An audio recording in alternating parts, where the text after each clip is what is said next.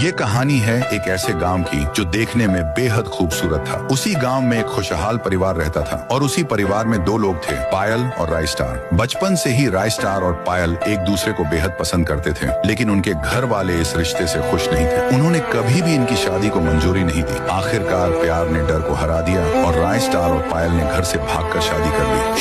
शुरू में सब कुछ बहुत अच्छा चला, लेकिन कहते हैं ना, सच्चा प्यार सिर्फ फिल्मों में होता है, हकीकत कुछ और थी। शादी के कुछ समय बाद ही पायल का असली रंग सामने आने लगा। असल में पायल को हमेशा से पैसे वाले लड़के पसंद थे। उसे लैम्बोर्गिनी में घूमना था, लेकिन राय स्टार गरीब था, मेहनत मजदूरी करके घर चलाता था। इसी बीच गांव में एक अमीर लड़का आया, ज्ञान भाई। वो एक अरबपति का बेटा था और उसकी लाइफस्टाइल पूरी तरह शाही थी। एक दिन पायल बाजार जा रही थी और ज्ञान भाई अपनी लैम्बोर्गिनी में निकल रहा था। उसने पायल को देखा और बोला, कहाँ जा रही हो जाने मान, कहो तो घर छोड़ दूं। पायल मुस्कुराई और वही मौका देखकर उसकी कार में बैठ गई। ज्ञान भाई उसे घर छोड़ने आया, लेकिन तभी राय स्टार घर से बाहर आया और बोला, ये कौन है? पायल झूठ बोलती है, ये मेरा कॉलेज का दोस्त है, बहुत समय बाद मिला तो घर तक छोड़ने आ गया। राय स्टार थोड़ा परेशान तो होता है, मगर उसे पायल पर भरोसा था। मगर पायल उस भरोसे को तोड़ने का प्लान बना रही थी। अगले दिन जब राय स्टार घर पर नहीं था, पायल ने ज्ञान भाई को बुलाया और कहा, जल्दी आओ, मेरा पति घर पर नहीं है। ज्ञान भाई घर आता है और पायल से कहता है, उस गरीब राय स्टार को छोड़ क्यों नहीं देती? पायल कहती है, छोड़ तो दूंगी, लेकिन मुझसे शादी कौन करेगा? ज्ञान भाई हंसकर कहता है, मैं हूं ना।